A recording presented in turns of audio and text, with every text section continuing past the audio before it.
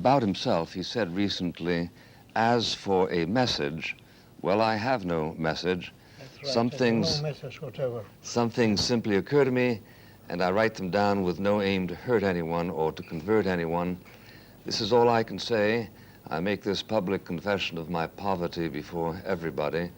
Besides, had I not done so, But I think you would have known. me, no? You would have known it was true. Yes, that's what I said. Yes. I'm just going to finish this introduction, and then we'll That's exchange. right. Yes. About him, Very others. important. About him, others have written that he is the greatest living writer.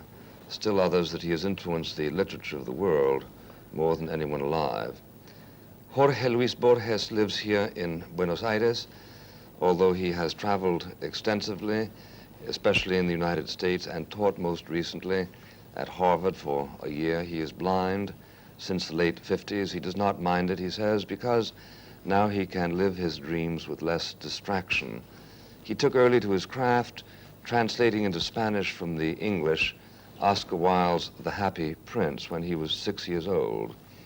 The translation, thought to have been the work of his father, was used as a school text. He began to publish in the 20s poems, essays, short works of fiction. In the late 30s, he got his first job as a menial assistant in a library, but even this he lost for the offense of having signed a declaration in opposition to General Perón in 1946. When Perón was ousted, Mr. Borges was made director of the National Library, and his literary work continuing at an extraordinary rate, and including now translations into Spanish of major American writers. He took to lecturing widely, acquainting many Americans with his writings and with himself. Concerning his work, his critics disagree, except on the proposition that it will survive the century. Mr. Borges is substantially but not entirely apolitical. Since Argentina is having its problems, I thought to begin by asking, is there anything, Mr. Borges, distinctively Argentinian about those problems? Well, I wonder. I know very little about politics, but I think we have the right government now. Government of gentlemen, not of hoodlums. I don't think we're ripe for the democracy as yet, maybe in 100 years or so. But now I think we have the right government.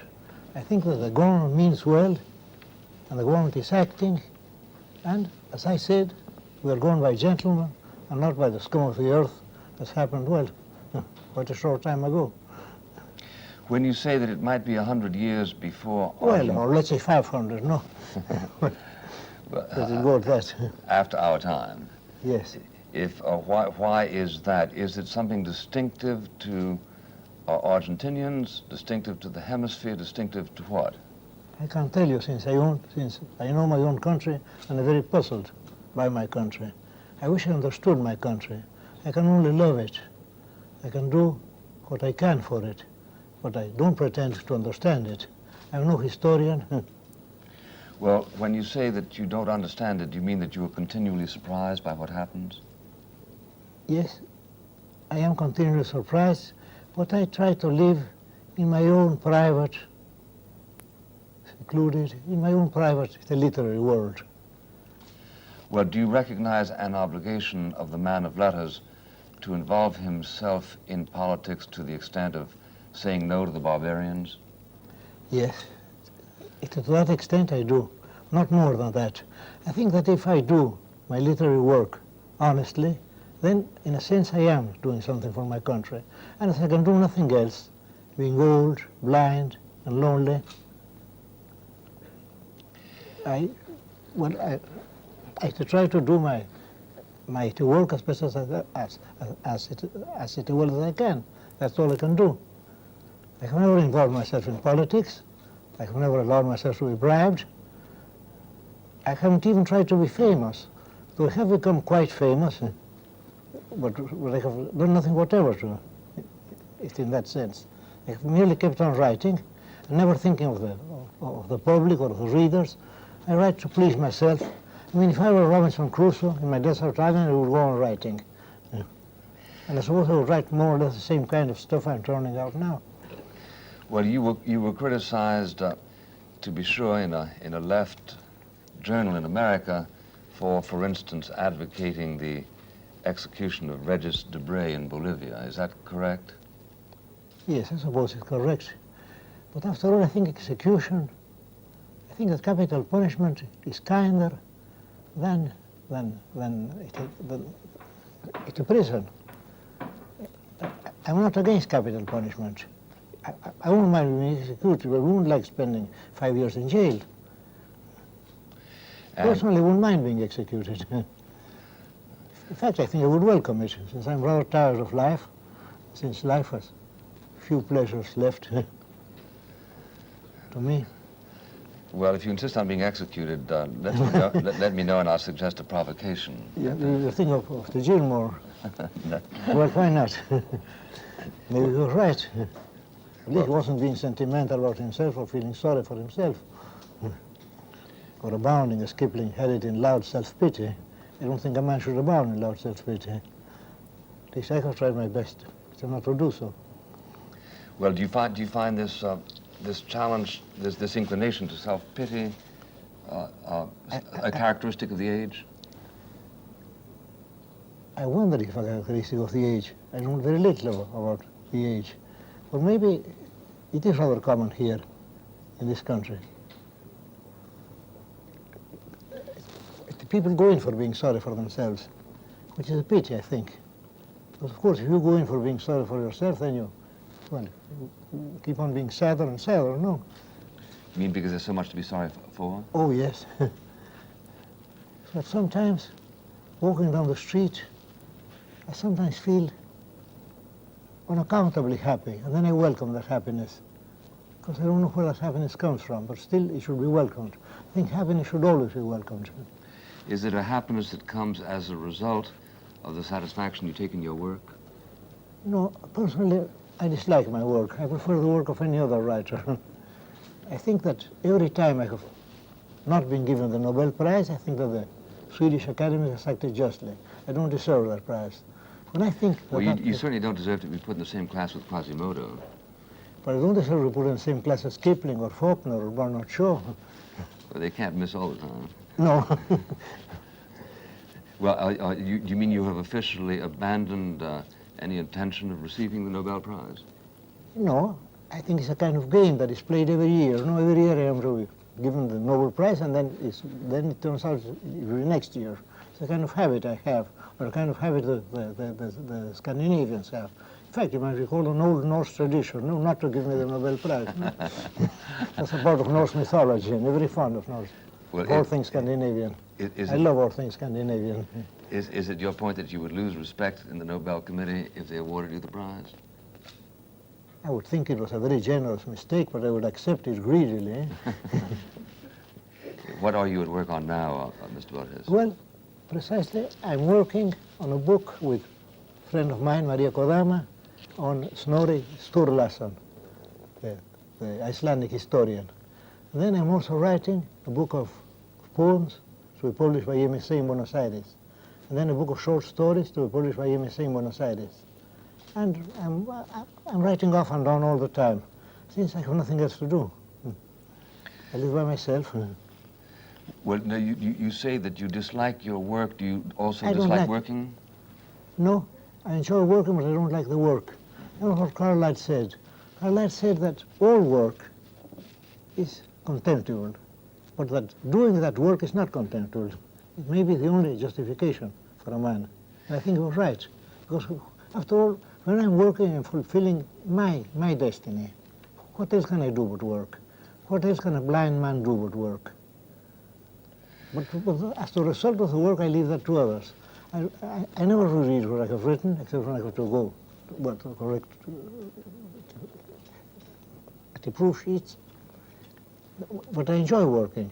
And not only working, but I enjoy planning my work. Perhaps more than the actual writing of it or raw dictating of it, since writing, of course, has been forbidden to me, no. You have been compared to both Milton and Homer. Well, yes, in the sense of being blind, yes. Yes. But well, in other senses too, you've been compared to them. I know that you make it a practice not to read anything about yourself. No, I only read one book, a book published by a Bolivian, his name was Tamayo, and an Argentine writer, Ruiz Diaz, that's the only book I've read about. And they tell me there's some 300 books written about me. But I think the writer should choose a better subject. Well, in that case, I'm in a position to instruct you about yourself. Ah, well, I suppose you are. You've been compared to both Milton and Homer in terms of a highly illuminated internal vision. Is this a correct judgment as far as you're concerned? Well, I do my best to think it a correct judgment. At least I try to put up with blindness. Of course, when you're blind, time flows in a different way. It flows, let's say, down an easy slope. I have sometimes spent sleepless nights, night before last, for example, but I didn't feel especially unhappy about it, because time was, well, sliding down that, was flowing down that easy slope. You mean you'd have felt more unhappy if you had been able to see? Oh yes, of course I would. Why? Well,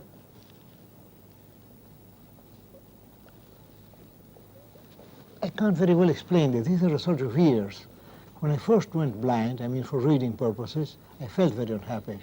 But now I feel that being blind is, let's say, is part of my world. I suppose that happens to everybody. When one's in jail, one thinks of being in jail as being a part of one's world, or when one's sick also, after all. Well, how do you refresh yourself as someone who is blind? Well, I'm rereading all the time. I'm having books reread to me. I do very little contemporary reading, but I'm always going back to certain writers. And among those writers, I would like to mention an American writer. I would like to mention Emerson. I think of Emerson, it's not only as a great prose writer, everybody knows that, but a very fine intellectual poet. But that's the only intellectual poet who had any ideas, no? Emerson was brimming over with ideas. Well, you did a great deal to sort of reintroduce Americans to many American writers, including Emerson. Isn't that correct? Yes, yes, I've done my best. Now, what is it that Emerson, and also, well, another writer I greatly love. Hawthorne. Well, but in Hawthorne, what I dislike about Hawthorne is he's always writing fables. But in the case of Poe, well, you get tales, but well, there was no moral tagged onto them, no. But in the case of Hawthorne, things are always becoming lessons or parables. But I would think of Melville, one of the great writers of the world, no? How do you account for the failure of Melville to achieve any recognition during his lifetime? Any significant recognition? Because people thought of him as writing travel books. I have the 1911 edition of the Encyclopedia Britannica. There's an article about Melville, and they speak of him much in the same way as they might speak about Captain Marryat, for example, or other writers. I think that he wrote many travel books. People thought of him as writing in that way, so they couldn't see all that the Moby Dick or the White Whale meant. What part did you play in the rediscovery of Melville? But in this country, I've done what I could, I suppose. Had it already been translated when you were a student? No, when I was a student, no, it hadn't been translated. It had been translated afterwards. And I translated a very fine story of Melville's. You know it, of course, the Bartleby. Yes. You translated that for the first time? Yes, for the first time. Then I also, I think, we did the first translation of Hawthorne's Wakefield, a very fine story. After the manner of Kafka, or rather Kafka came after him, no? But Kafka enabled us to read Hawthorne better, which is what a great writer does. In a sense, he creates the forerunners. He makes people read them in a different way. So maybe I shouldn't have read Hawthorne's Wakefield as well as I did, or as I should have done, had I not read Kafka before. I think that's one of the functions, one of the gifts of a great writer, is to make people read in a different way, go over the old text in a different fashion. So the past is being continually, or it's being continually, or it's modified, no? Yes, yes. Well, now you say that you spend most of your time reading the older writers now. Is it because you reject the newer writers, or because you choose to continue to be unfamiliar with them? Because I'm afraid that I'll find the new writers more or less like myself. I'm afraid of... You won't. Well, I suppose I will. I suppose all contemporaries are more or less alike, no? The side is like what I write. I prefer going back to the 19th, to the 18th century, and then, of course, also going back to the Romans, since I have no Greek, but I had Latin. Of course, my Latin is very rusty, but still, as I once wrote, the fact of having forgotten Latin is already is in itself a gift. Yes. To have known Latin and forgotten it is something that sticks to you somehow. And it has to But I have done most of my reading in English. I read very little in Spanish. Because I was educated practically in my father's library, and that was compounded of English books. So when I think of the Bible, I think of the King James Bible. When I think of the Arabian Nights, I think of Lane translation or of Captain Borges translation. When I think, of course, of Persian literature, I think in terms of Brown's Literary History of Persia and, of course, of Fitzgerald's. And in fact, I remember the first book I read on History of South America was Prescott's Conquest of Peru. Is that right? Yes, and then I fell back on Spanish writers. But I have done most of my reading in English. I find English far finer language than Spanish. Why? Well, there are many reasons. Firstly, English is both a Germanic and a Latin language. It goes two registers. For example, for any idea you take, you have two words. Those words do not mean exactly the same. For example, if I say regal, they're not exactly the same thing as saying kingly. But if I say fraternal, not the same as saying brotherly. Or dark and obscure. Those words are different. It would make all the difference, speaking, for example, of the Holy Spirit. It would make all the difference in the word in a poem if I wrote about the Holy Spirit and not about the Holy Ghost. Since ghost is a fine, dark Saxon word, while spirit is a Latin word. Well, and then there is another reason. The reason is that I think that of all languages, English is the most physical of all languages. The most what? Physical. Mm-hmm. For example, he loomed over. You can't very well say that in Spanish. Asomó? Well, no, but it's not exactly the same. And then then in English you can do almost anything with verbs and prepositions. For example, to laugh off, to dream away. Those things can't be said in Spanish. To live down something, to live up to something. You can't say those things in Spanish. They can't be said, or in the Romance language. I suppose it can be said in German. But my German isn't too good. I taught myself German for the sake of reading Schopenhauer in the text. That was way back in 1916. I had read Schopenhauer in English. I was greatly attracted to Schopenhauer, and then I thought, I'll try and read him in the text. And then I taught myself German, and then at long last I read Die Welt als Wille und Vorstellung in the text, and the Parergum Paralipomen also. Well, do you write your poetry in English or No. in Spanish? No, I respect English too much. I write it in Spanish. Well, do you pass on the translations? Do you personally pass on the translations, or do you simply entrust them to people like Kerrigan? No, I have people like Alistair Reid, Di Giovanni, and Kerrigan who greatly bettered my texts. Greatly better than that in a translation. And then, of course, in Spanish, words are far too cumbersome, they're far too long. Well, to go back to one of my hobbies. For example, if you take an English adverb, or two English adverbs, you say, for example, quickly, slowly, and then the stress falls on the significant part of the word, quickly, slowly. Well, if you say it in Spanish, you say lentamente, rápidamente, and then the stress falls, let's say, on the non-significant part, on the gadget, I call it, no? Right. And all that makes for a very cumbersome language. Yes. But still, Spanish is my destiny, it's my fate, and I have to do what I can with Spanish. Well, does the fact that the Spanish language is less resourceful than the English language necessarily make it less complete as poetry? No, I think that when poetry is achieved, it can be achieved in any language. And I suppose that a fine Spanish verse could hardly be translated into another language, or is, well, we turn to something else. But when beauty happens, well, there it is, no?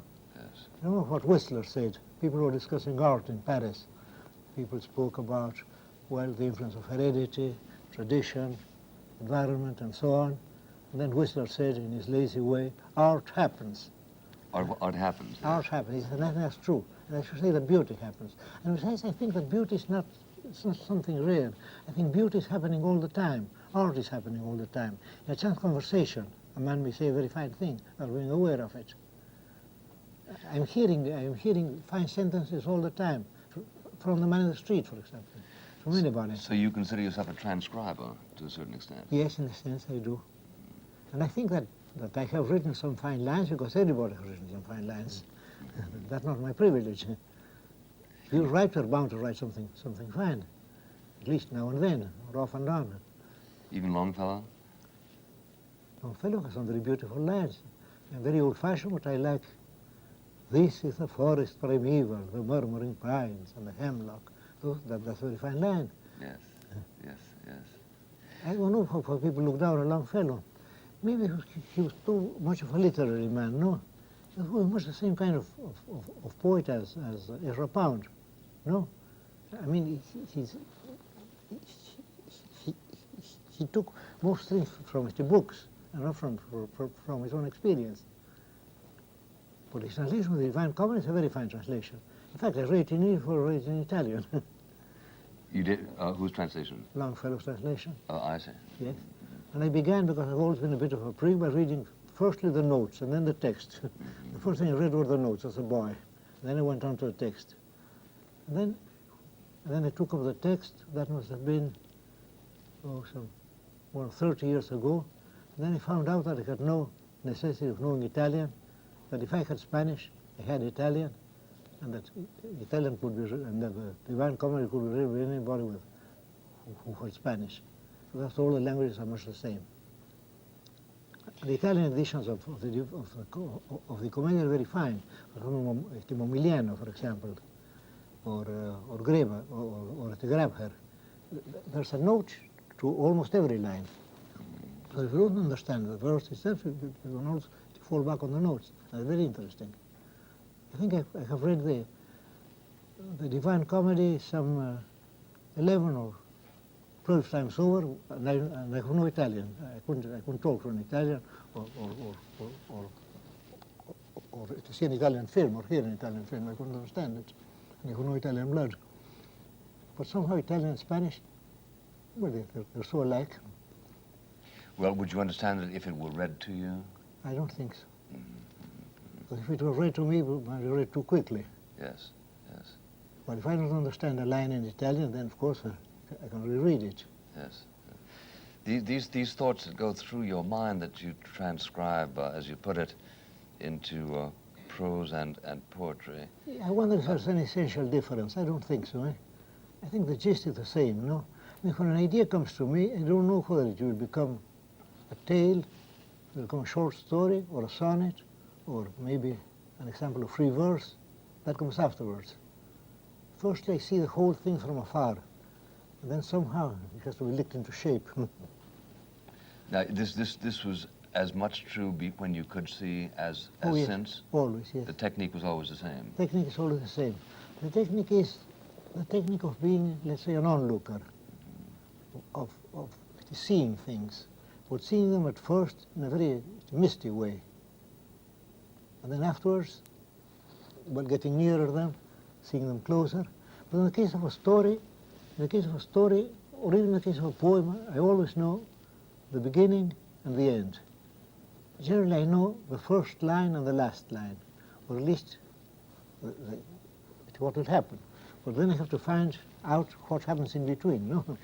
And then, of course, I have to grope and maybe and lose my way and maybe go back. Oh, you do have to struggle in between, do you? Of course I do. But the struggle is part of the game. That's not merely an act of transcription. No, it isn't. But the struggle makes for enjoyment. But do you know at the outset that you're going to succeed if you know the first and last lines? Yes, I know. But I wonder if I have succeeded. People say I have now and then. I think there's a lot of agreement on that point. Well, but if I don't believe in democracy, why should I believe in a lot of agreement? No, it's all those mere statistics. But is there a critical democracy in which you do believe, or do you find that the opinion of the critics is often mistaken, so that very little expertise lies in the field? Having been a critic, I know that their opinions are generally mistaken. In fact, I have been mistaken many times over. Can you give an example of someone whose reputation was for years mistaken? Is Melville a good example? Melville might be. But Melville now, I think, holds his own, no? Yes. And he should. Yes. Not in all his books. Is there a living writer who is vastly underappreciated? I know very little about living writers. In my case, I could say that I'm overrated. Greatly overrated. My stuff is greatly overrated. Well, what about Neruda? Neruda, when he was a sentimental poet, he was quite bad.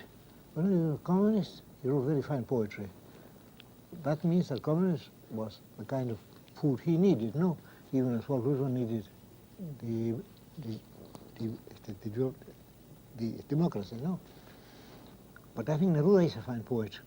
In fact, I was in Stockholm when we were going to, once upon a time, a fair, and then I said that if this was more or less on the eve of the judgment, no? Yes. And I said, well, if they choose me, they're making a mistake. Of course, I'll grab the prize if I can. But I think there are two candidates. Those two candidates would be Pablo Neruda and Jorge Eugene, at least in the Spanish language. What about Gabriel Marquez? Gabriel Marquez, I think he wrote the one book. The book, I think the book, it falls off, no? I think it begins well, but then at the end, the writer is as tired of the reader, perhaps, no? Mm-hmm, mm-hmm. What about Cortázar? I know very little about him. I was editing a literary magazine, then a young man came up to see me. He wrote a manuscript. Then he came back within 10 days. Then I told him the story was going to be published, but he was going to illustrate it. That story was La Casa Tomada by Julio Cortázar. Then I met him in Paris, and he reminded me of things since. But I haven't read his other books. That story is a very fine story. After the manner, let's say after the manner of perhaps Arthur Mack, yes, I should say so. Are there any of these writers, Mr. Borges, whose work simply resists Spanish translation into Spanish? Nabokov, for instance. I wonder if he has been translated. I don't know. I don't think so, eh? Well, then he does resist, I guess. Well, in the case of Joyce, of course, well, he can't be translated. I don't think James Joyce could be translated, unless he invented. No, but of course, in the case of James Joyce, I mean, his craft is out of the language, and then that kind of thing can't be translated. When he writes, for example, the rivering waters of, the hither and thithering waters of night. How can you translate that? How can you translate rivering waters of? It's like translating Lewis Carroll. Well, it can't be done. No. It has been done in German, because German is more or less akin to English, but not in Spanish. In Spanish, the whole thing is rather lame. You know? Is Shakespeare successfully translated into Spanish? No, because Shakespeare also, I mean, he abounds in verbal music, in word craft. That kind of thing can't be translated. I attempted a translation of Macbeth. And then after a scene or two, I felt I couldn't do it. And I left it. But Macbeth would be my favorite. The Shakespearean tragedy. I mean, it's so tense. It begins at full speed and then goes on till the end, no? Yeah, right. Are you one of the last admirers of Kipling? I hope I'm not one of the last. I think Kipling was a very great man. I know you do. But he's not very widely appreciated or even read, is he? No, because he's judged by his political opinions, and suppose opinions are on the surface. I don't think a writer should be judged by his opinions. I think when you write, you should be judged, well, by what you write, and you don't write with your opinions. Opinions, after all, are on the surface. They come and go. People hold many different opinions in their lifetime. But in the case of Kipling, he was a very wise man also, and his word craft is wonderful. When I remember, for example, Harp Song of the Dane Women, you see how stark the title of the poem is. How it doesn't even sound like English. It might be Old English or Old Norse. Harp song of the Dane women. And then sicken again for the shouts and the slaughter. There you get the Old English staff rhyme or alliteration. Sicken again for the shouts and the slaughters. Yes, yes. No, he's a very fine writer. Was he appreciated in your childhood in Spanish or not? Yes, he was. He was. But people think of him, I think if a writer writes for children, he makes a mistake. I mean, as concerns his own fame. Because people think of him as only writing for children. In the case of Stevenson, for example. Why do people look down on Stevenson? Because they think only of Treasure Island. A very fine book, but a book meant for boys. But had they really saw the book, you feel that he was a very fine writer also. So perhaps it may be a mistake for a writer to attempt, let's say, the boyish fiction, or to attempt the detective fiction, because people think of him in terms of that particular kind of craft. I suppose in the case of Chesterton, people who know he's a very fine writer, but if people think of the Far Brown stories, then they're apt to class him with Ellery Queen or with even Philpotts or with any other writers. Agatha Christie or something. Or Agatha Christie, yes, of course. Well, is it a mistake? Is it a mistake? It may be a mistake for the fame of a writer, not for the writer himself. Sure. Because after all, well, if the Far Brown stories didn't exist, I would feel it was a great loss. At least to me. I agree. But at the same time, it has done him no good it has done no good to his reputation. Well, would you go so far as to say that a writer who seeks fame ought not to read books that children can enjoyably read? No. What about Tolkien, for instance? No. Well, Tolkien, I have only found him utterly bored, and I have never got inside his books. When who got inside his books? I have never got inside his books. I've always been an outsider, no? Yes. I attempted the Brotherhood. You see, the Brotherhood of the Rings? Yes, the Lordship of the Ring, isn't it? The Lordship of the Ring, I don't know, but in any case, no rings were awarded me, no. I tried to enjoy him, I did my best. I was in Scotland at the time. There were two young Americans there who read him and laughed very loudly, but at the same time I felt that I got nothing out of the reading. When they him to Lewis Carroll, thought that was sheer blasphemy, no? I'm so fond of Lewis Carroll. No, what I said was the writer should not read, not write for children, because that may harm his reputation. Yeah. But after all, I wonder if reputations are worthwhile. Well, important is the work itself. The enjoyment of what you're doing. I always think of reading and of writing in terms of happiness. If you don't feel happy when you're reading or when you're writing, then, or if you don't feel greatly moved, then you're not really reading or writing. The whole thing is merely reading, I mean, for examination marks, and that of course, I won't say that way madness lies, but that way dullness lies. Are you really saying that all writers should enjoy? Are you saying that writers should enjoy writing? Well, of course they should. At least I do. I mean, I have to toil, I have to work, but at the same time I'm enjoying it. After all, I have chosen that literary fate for myself. Would you think a gymnast should enjoy? I know nothing whatever about gymnasts, so it's whatever I say. Well, ought they to enjoy their exercises? Would you say? Are you making a universal statement that all people should enjoy their work? No, I suppose sweeping statements should be avoided, and that's a sweeping statement also, no? Maybe when one talks and falls into sweeping statements, no? In fact, if you talk, you are making a sweeping statement. If you say A is B, that's a sweeping statement. It may not be always B. There is something else. But I enjoy writing. In fact, one of the few enjoyments left. So, as you put it, you would write even if you were Robinson Crusoe, and there was no well, Robinson Crusoe, the only thing I could do would be to write. Yeah, you could build canoes. Well, my canoes would be hardly worth the building. I don't think I would be any good at that kind of craft or any other. You'd rather write a book about how to build a canoe than build a canoe, right? Oh, yes, of course I would. Or maybe I would choose another subject, no.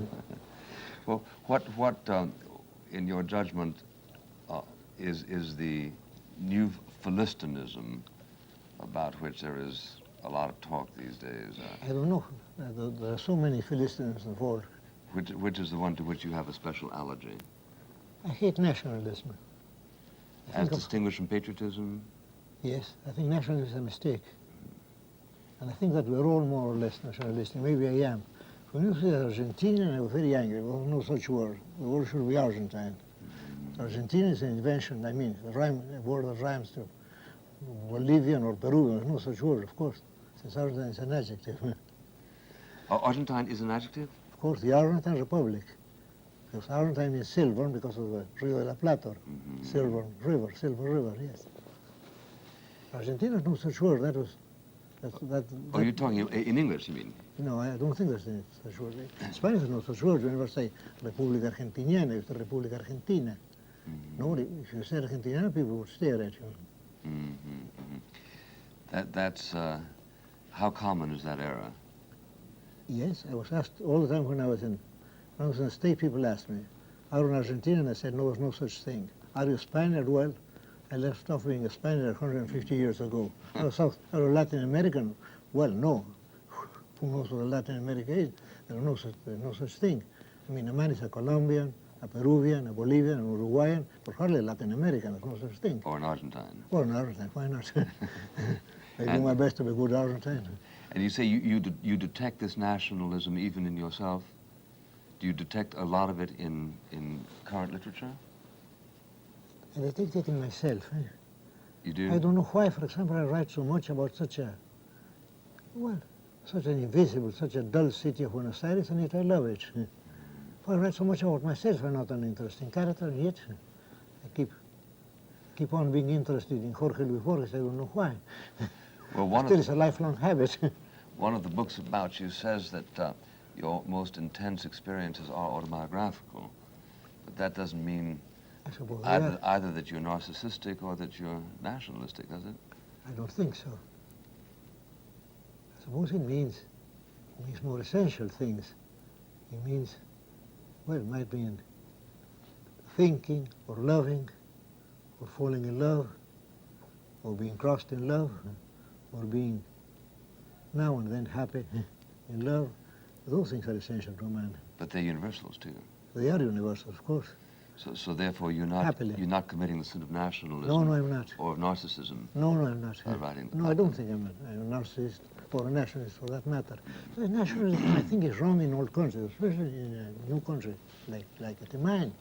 I mean, you can imagine, for example, well, let's say if you're a Chinaman or if you're Japanese or even a European, or even if you're an American, you might be a nationalist. But here, where history is, let's say, some hundreds and odd years old,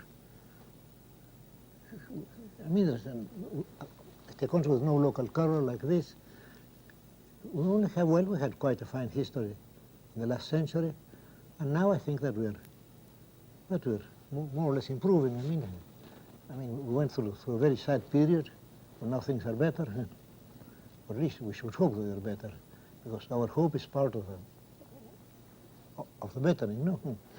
Yes. Well, it didn't undermine your appreciation of Kipling, his nationalism. No, because I think the British Empire made for good. I think it was right there. So maybe it did no good to England. Objective, not just nationalism. But in the case of Kipling, I think I not only think the British Empire made for good, but I think that Kipling needed that faith in order to write his books. Even as all people needed democracy, or Neruda communism, or Dante needed the Roman Catholic Church. That it was a catalyst of his talent? Yes, he was. But why not? That's allowable. Not only allowable, it was we wished for. Well, why don't we have any good literature coming out of the Soviet Union celebrating communism? Why isn't it a catalyst of anything beautiful? Because people are bullied into it. As distinct from Neruda, who was not? No, he was not. Now, to the sincerity of Neruda, I know nothing whatever. But still, it made him, I mean, he was a bad sentimental poetry. His love poetry was quite bad.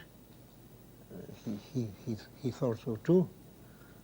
And then that political faith came to him and saved him. I only met Neruda once in my life. He thought that nothing would be done with the Spanish language. And then I said to him, something might be done with English. And then he said, well, something has been done. And then I said, Spanish, nothing has been done as yet.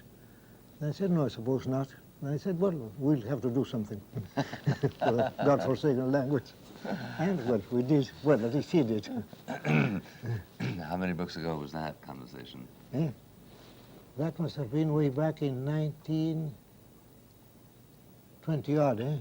He was already a communist, was he? I don't know, because he never spoke about politics. But he loved the English language. I suppose he always did. Well, you say that if you were bullied, then To you do something- you stifle the muse? I think you do, eh? Well, but You stifle everything. Dante was bullied. I don't think he was bullied. No, I don't think he was bullied. I think he believed in it. But he lived in an age in which it was dangerous not to believe, didn't he? Well, suppose he was intensely religious. For example, I can't think of myself as being a Roman Catholic or even a Christian. I think I thoroughly enjoy the Divine Comedy without enjoying the framework, of course. I don't like the framework, the idea, of three institutions of hell, purgatory, and heaven and paradise. I can't believe in that kind of thing. But still, if I accept that framework, then I have a wonderful poem, perhaps the greatest poem ever written. It's given me. But why is it that there is no intense love of communism that has brought out an equivalent masterwork? Of course, I suppose you can't have an equivalent masterwork, but a masterwork. How do you account for the aridity of the entire Soviet experience in the last 50 years, 60 years? What you think aridity has to explain away? I think it's quite common. For example, let's say, well, maybe I'm hurting people by saying this. If you take the United States, you have at least half a dozen men of genius. I mean, you mean from in point of 200 view. years? Well, you have, for example, you have Poe, you have Melville, you have Whitman, you have Hawthorne, you have Henry James. Well, That's you have about it. Frost. What? Well, Pound. Well, I don't want to rope him in, but if you do, Yeah. it's not my funeral one. But at the same time, if you think of Canada and Australia, they have produced nothing, produced practically nothing. So maybe the American Revolution made for good from a literary point of view. In That's other an words, argument against the empire. you consider 6 people in 200 years a profusion of genius, and Well- aridity the rule of thumb. Yes, I should say so. But Well, surely, what I mean to say is that, well, you may like or dislike Poe. I don't think much of him as a poet. But I think of him as being a man of genius. You may like or dislike Whitman. You can find quite bad lines in him. But he can't be thrown away. You can't think of contemporary literature and dismiss Whitman. Yes, and dismiss them. They can't be thrown away. Right. While other writers may be thrown away. For example, South America has produced nobody worthwhile, to the whole world. I mean, I suppose we have some fine writers, but they're fine writers, let's say, for Argentines, or for Chileans, or for Peruvians, and so on. But they mean nothing whatever to the world. Well, you do. Neruda did. Well, that's Neruda did. well, in my case, I think that what you're saying is a form of pessimism, to say that, or of optimism. I gather that you're telling me that there's no reason to expect that in No. Russia there should be a huge figure. Of course there is, and that's Solzhenitsyn, and he's a dissenter. But do you expect anything from Australia, for example? I don't suppose you do. Patrick White. Well, I don't know him. Sorry to say. I must plead my ignorance. He won a Nobel Prize, I believe, didn't he? Well, if that means anything. No, doesn't necessarily mean anything. Of course, I shouldn't say that, not having won it, no. I think he... Well, maybe they needed an Australian, no, they needed a kangaroo, and so they... Well, you have then no thesis that would explain why over a period of 50 years in Russia there was the biggest spiritual conflagration in literary history, and then nothing. You might say that in that case, the Tsarism was better. If they give us Tolstoy and Dostoevsky and Gogol, Yeah, it made for good. correct. But what was it that all of a sudden brought that whole movement, destroyed the inertia? Or is it simply, is genius too rare to make it possible to formulate any rules about the incidence of it? Suppose it is rare, and then we have to fall back on Whistler, or it happens, or it doesn't. Nothing can be expected. But there are propitious and non-propitious circumstances, aren't there? And propitious countries also. For example, England. I greatly love England. I worship England.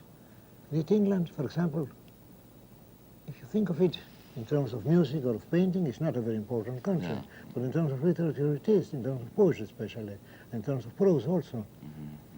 But I don't suppose England produced any musicians important to that matter to the whole world. I don't suppose they have. Though I love Turner, but still that may be a private bias or hobby of mine only. You love who? Turner. Yeah. Well, And Blake also, but of course in Blake what I admire is rather the poet and the mystic. Yeah. well, are you making really a genetic observation or a cultural observation that people with English blood will gravitate to letters but not so much to art or music? I suppose you might be translating into that, but I won't care to make such a sweeping statement. In fact, I wonder if I'm capable of abstract thinking. I don't think I am. I only think in terms of particulars, of individuals. That may be my English side also, no? Yes. The things in terms of, of nominalism, of individuals. In France, would you make any generalities of the English nature? France has produced many men of genius. I think we should all feel very grateful to France. And I think I've been ungrateful to France because always looking at England and also at the Scandinavian countries. What France can't be thought away, can't be done. Spain has produced perhaps the one man of genius, Cervantes, and the others I suppose may be safely forgotten. At least I safely or unsafely forget them. No. Yeah. I have a Spanish, Portuguese, and English blood, and maybe, as everybody has, it's a Jewish blood also. No. Have the Portuguese produced a writer of the first rank by yours rather severe standards? I think they produced two: Isa de Queiroz, the 19th century novelist, and Camões, who wrote the great epic poem, the Lusiads, where you have a feeling for the sea. You never get that in Spanish poetry. They have no feeling whatever for the sea. Why? Well, the Castilians were an inland people, no? That may explain the failure of the Armada also, no? There's not such home on the sea. Well, is it in your experience possible to stimulate a love of literature, or is it something that also just happens or doesn't happen?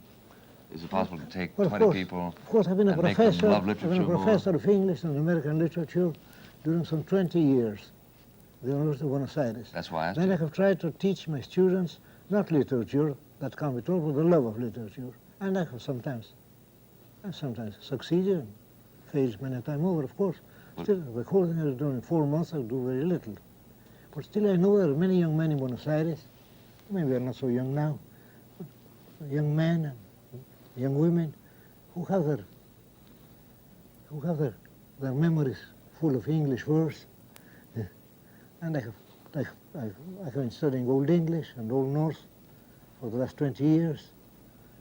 And I have also taught many people the love of Old English. And that, so there is a pedagogical art.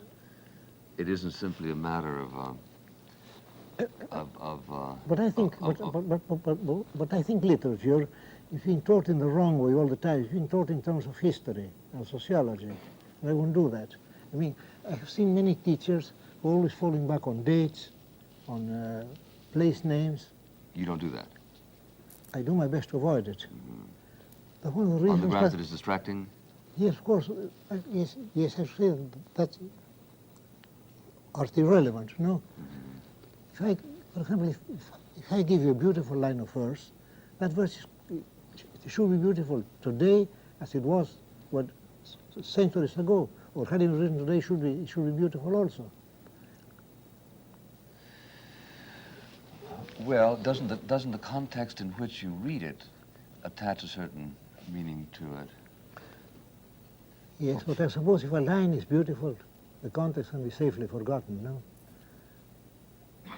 If I say, for example, that the moon is the mirror of time, that's a fine metaphor, because you think of a mirror as being something round, it can be easily broken, and yet somehow the moon is as old as time, or half as old as time. Now, were I to add, that comes from a Persian poet, I wonder if that would add to the beauty. Perhaps it might add in a certain way, but still, had that metaphor been invented this morning, it would be a fine metaphor, no? The moon, the mirror of time. Well, it happens to be a Persian metaphor. Well, but certainly certain things are accepted as beautiful in part depending on the prevailing style. The kind of enthusiasm, for instance, that was shown for Restoration comedy. Some of that stuff isn't very funny now. Some of the romantic excesses of the 19th century are... But I suppose that all that's rather artificial, no?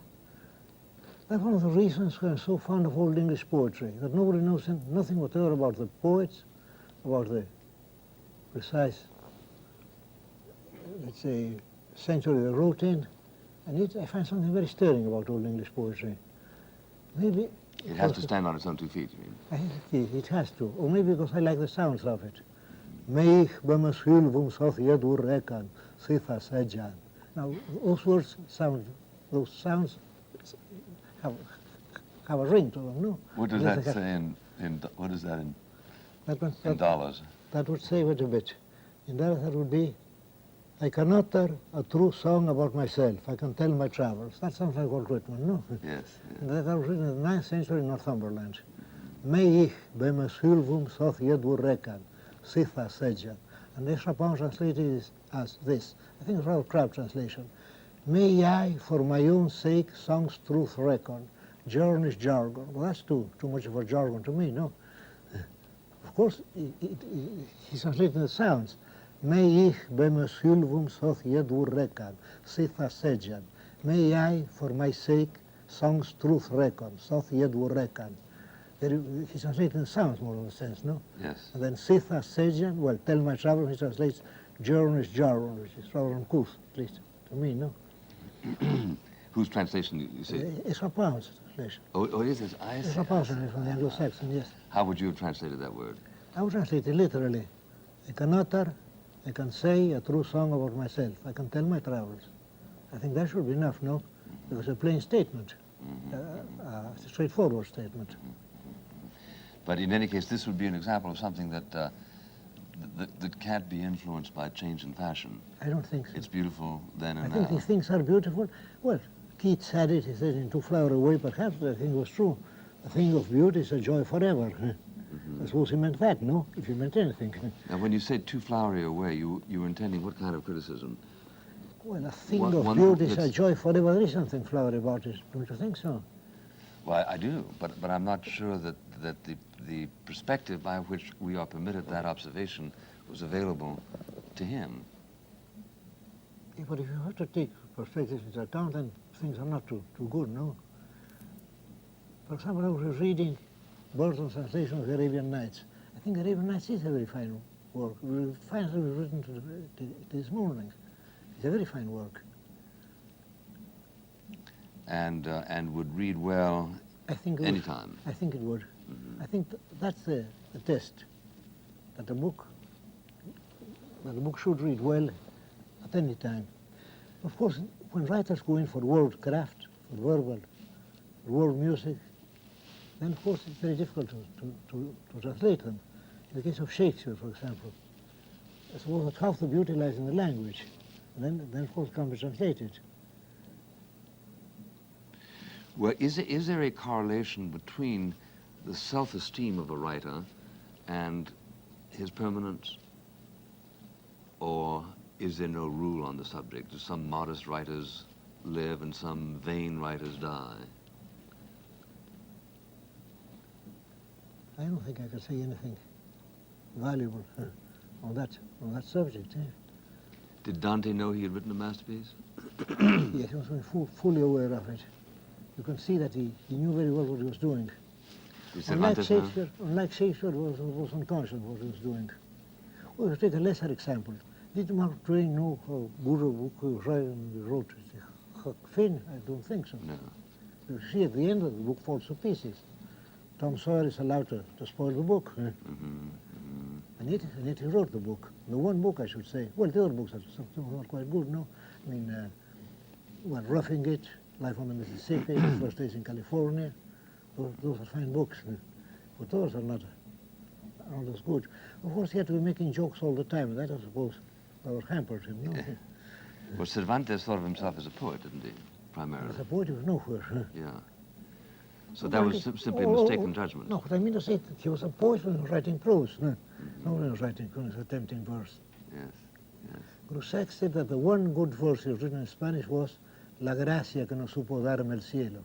I mean, of being a poet, no? Yeah. That's the one line of good verse he ever wrote. Do you want to translate that? The gift that heaven did not give me, no? Would not give me. Could not give me. Yes, could not. Que no quiso, no, would not. Did not care to. Well, thank you very much, Mr. Borges. No, I have to thank you for extraordinary patience, no? You can have my patience anytime you want. Well, thank you, sir. And thank you very much, ladies and gentlemen. Thank you, sir.